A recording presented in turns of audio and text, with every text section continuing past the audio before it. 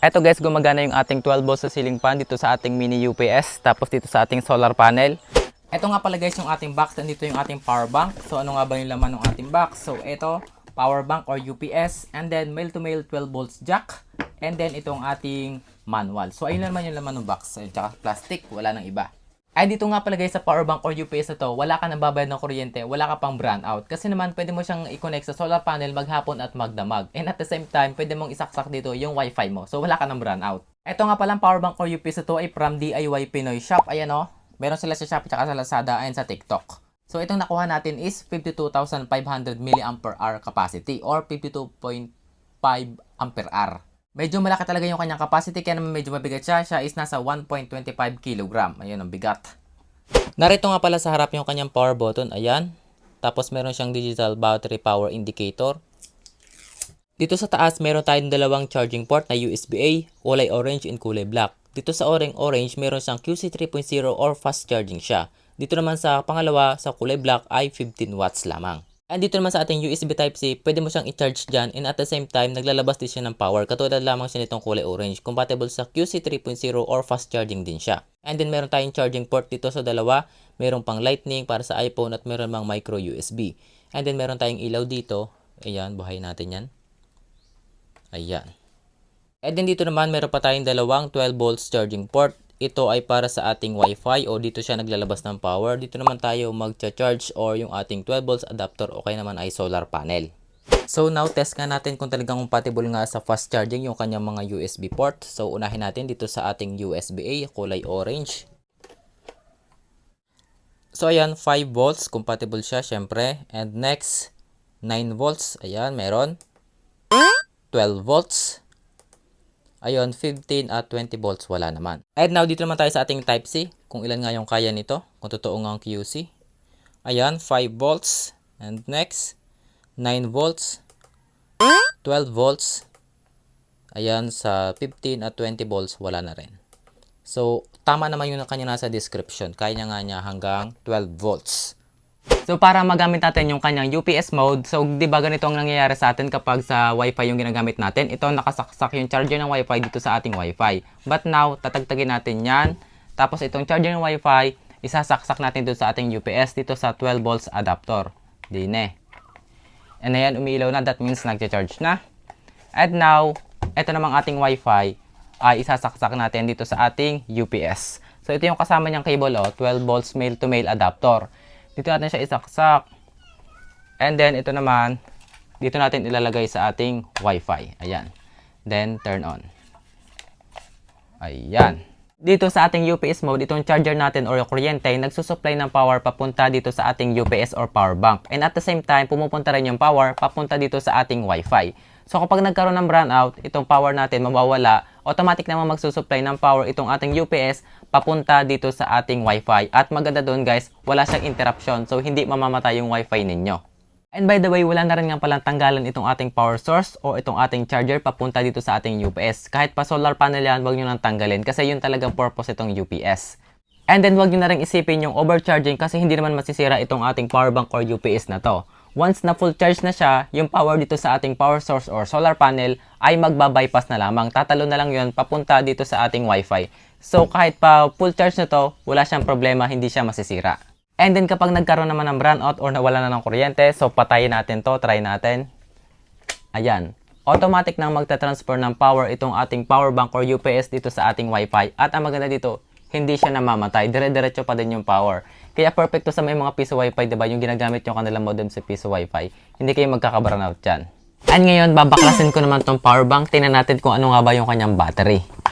Ayan. Madali nga lang pala itong buksan. Ayan yung kanyang battery. Lithium ion 3.7 volts. Kada battery ay mayroong 2,500 mAh capacity. So, ayan. Diba ang dami? Bilangan natin to.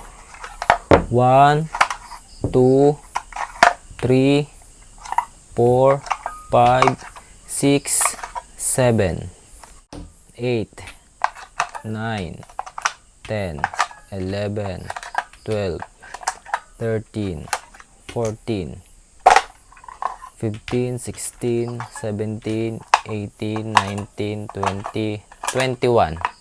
21 na battery na 3.7 volts 2,500 mAh. So, 2,500 mAh times natin sa 21 ay meron tayong 52,500 mAh battery capacity. O, diba? Ang laki ng kanyang capacity. O, punong-puno. And then, ito naman yung kanyang itsura ng loob. Ayan. See? Okay, babalik ko na ulit. Huwag nyo nga pala guys itong babaklasin kung hindi kayo sigurado sa pagbabalik kasi bawal tayo magkamali dito. Lalo na kapag nailagay na natin yung iba. Mag-short circuit kasi itong mga battery kapag nagkamali yung positive at negative. So, dapat laging tama. Ayan.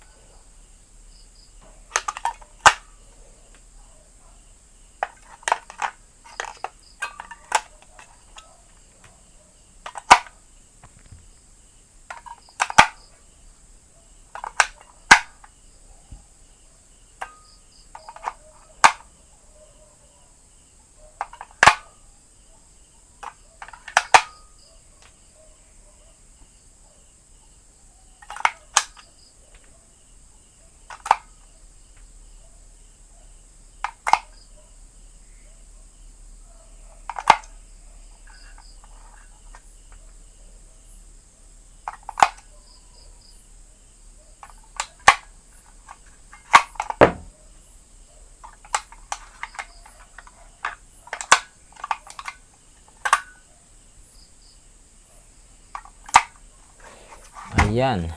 And then, ito yung taklob natin. Oh, sumala.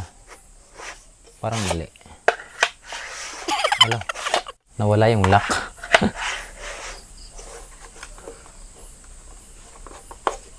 Stop it.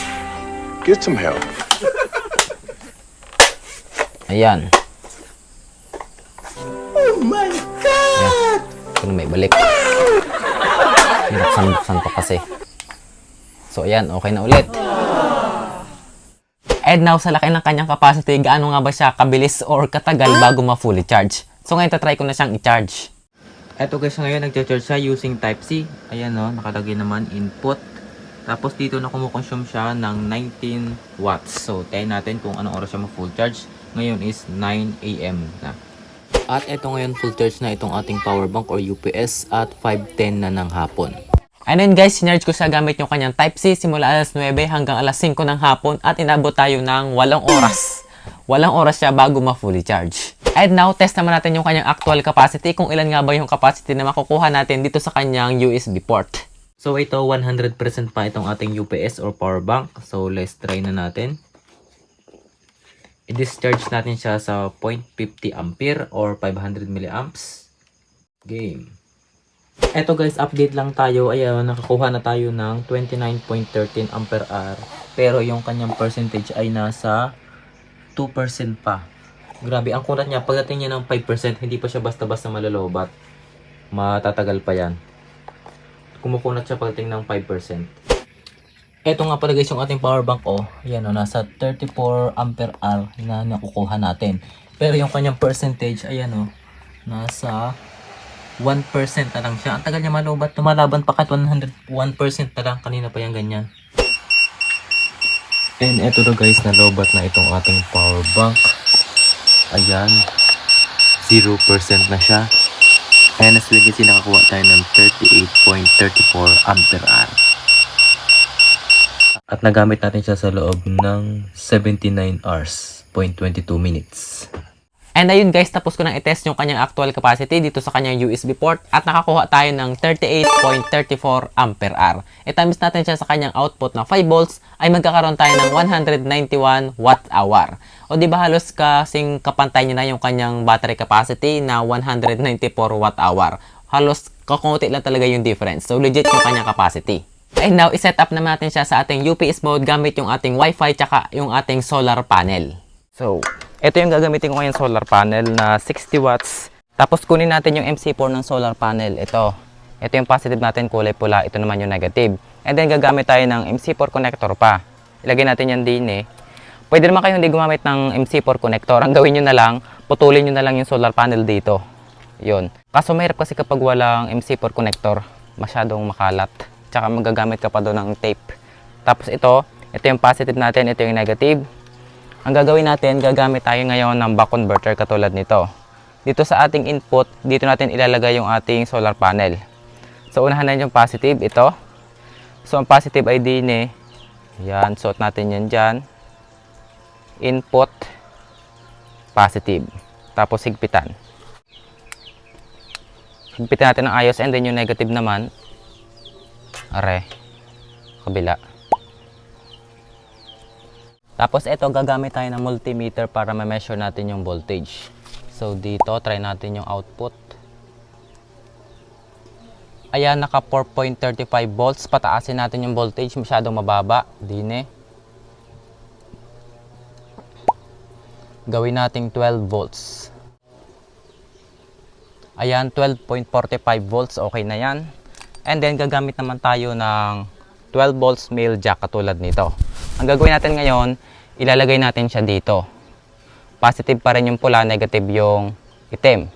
And then, ito na ilalagay natin sa wifi. Pero kung wala naman kayo ng ganito, magmamano-mano tayo. Gagamit naman tayo nitong wire natin. Tapos, ganito pa. Male jack din siya. Perfect ng mga pan-DIY kung wala kayo ng mga ganito na.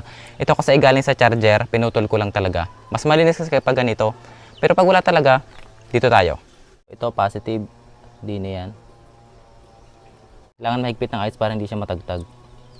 Tapos ito naman, ikabit natin dito sa dulo ng ating buck converter. So, positive pa rin yung pula, negative yung itim. Ganyan. So, ito nakabit ko na. Pero bago natin siya ikabit dito sa ating wifi, i-check natin yung kanyang voltage at kung tama yung kabit natin. Positive dito sa loob, then negative sa gilid. Ayan, 12.45. So, tama naman yung kabit natin. Okay, eto. Saksak na natin yan dyan. Ayun, umilaw na yung kulay pula. That means siya ay nagcha-charge na. So, now, try na natin tong ating UPS. Ito yung kanilang kasamang 12 volts jack. Saksak natin yan din eh. Ayan, tapos isaksak na natin dito. Ito yung para sa router. And then, tingnan natin dito, ayan o. As we can see, 0% yung ating power bank. So, buhayin natin to kung gagana. Ayan o, gumagana siya. Kahit na 0% siya, in this case, yung power niya ay nanggagaling sa solar panel. So, bali ito guys yung ginamit natin sa ating setup na to. Itong aking 60 watts sa solar panel. Tapos gumamit ako ng buck converter para ma-convert yung 18 volts ng solar panel papunta sa 12 volts.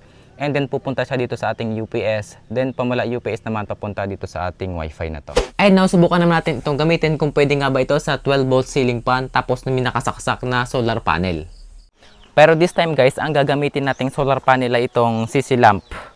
Ito kasi nasa 18 volts din. Ito. Ginabitan ko pa na siya ng buck converter para gawin yung 18 volts papunta sa 12 volts. So ito bilad natin sa araw. Ayan. Tapos ito naman, isasaksak ko dito sa ating UPS. 12 volts adapter. And then ito naman, ceiling fan. Isaksak natin din eh. Eto guys, gumagana yung ating 12 volts sa ceiling fan dito sa ating mini UPS. Tapos dito sa ating solar panel. Tapos tagtagin natin yung solar panel kung iikot pa din siya. Ayun. Umiikot pa din yon. In that case, kapag nawala na yung solar panel, dito na siya kukuha ng power dito sa ating UPS. Tapos kapag binalik natin yung solar panel, ayan. Matik na siyang kukuha ng power dito sa solar panel. And now, try naman natin itong ating UPS or power bank na to dito sa ating TV kasi meron tong 12 volts capability. So ito gagamit ako ngayon ng 12 volts PD cable. Mabibili niyo siya sa Shopee tsaka sa Lazada tsaka ayan. Ilalagay ko na lang sa ating description box below. Isaksak ko dito sa ating Type-C. Yan. Pwede rin naman dito sa ating USB-A. Yun nga lang, Type-C kasi yung ginagamit ko. Kaya mas madali din naman. Tapos ito naman, isaksak natin dito sa 12 volts port dito sa ating TV. Meron naman yung mga TV na modern ngayon, yung mga flat screen din eh.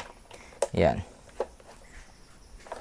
Ayan, meron na siyang kulay pula. That means gumagana na. And then, buhayin ko naman. Okay.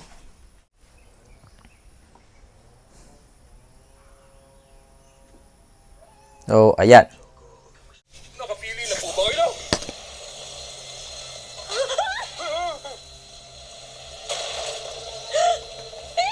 Pwede bang pigilan mong sarili mong gumawa ng eksena? Ayos lang siguro ang ganito.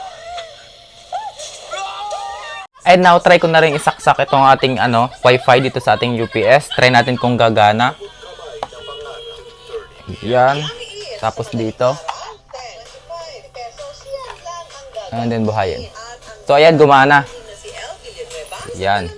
And bale, dito nga pala sa ating UPS board na to, halimbawa, magsaksak tayo ng charger dito o kaya solar panel, ang gagana lang sa ating UPS ay itong Wi-Fi kasi siya lang yung nakalagay dito sa ating 12 volts. In that case, kukuha lang ng power yung Wi-Fi natin dito sa ating power adapter na to or sa solar panel kung naka-charge man dito. And then itong TV natin, kukuha siya ng power dito sa ating power bank. And now, ilang oras nga ba natin magagamit itong ating power bank na to kung sakaling siya ay full charge dito sa ating TV na to? So, test muna natin ang power consumption nitong ating TV. Yung actual para mas maganda. Hindi kasi pwede magbase lang tayo sa mga nakalagay sa kanyang specs. Mas maganda yung actual power consumption. So, ayan, sa ngayon, as we can see, nagko-consume siya ng 14 watts. Ayan, 14 watts kapag medyo mahina. Kapag nilaksan natin or nilaksan natin yung brightness, lalakas din yung power consumption nito. Pero sabihin na lang natin na nasa 14 watt lamang yung kanyang power consumption nitong ating TV. So, ito, ating power bank na to, ang actual capacity na nakuha natin sa kanya ay 191 watt-hour. I-divide natin sa 14 watt na power consumption ng ating TV, magkakaroon tayo ng 13.64 hours. So, bali, gagana itong ating TV dito sa ating power bank ko siya ay full charge sa loob ng 13 hours mahigit. So, ayun guys, para sa akin talagang very useful tong power bank na to kasi nga pwede siyang UPS and pwede mong isaksak yung solar panel mo dito basta meron kang back converter, maghapon at magdamag, wala na siyang tanggalan, hindi siya ma-overcharge, hindi rin mamamatay yung wifi mo. And by the way, kung kayo nga pala ay namamahalan sa kanyang capacity at nalalakihan, pwede naman kayong pumili ng mas maliit at mas mura. Meron man sila ibang variant nito. And available sila sa Shopee, sa Lazada, and sa TikTok. Ilagay ko na lang yung kanilang link sa ating description box below tsaka sa ating comment section. I-click nyo lang yun para makita nyo pa yung ibang products nila.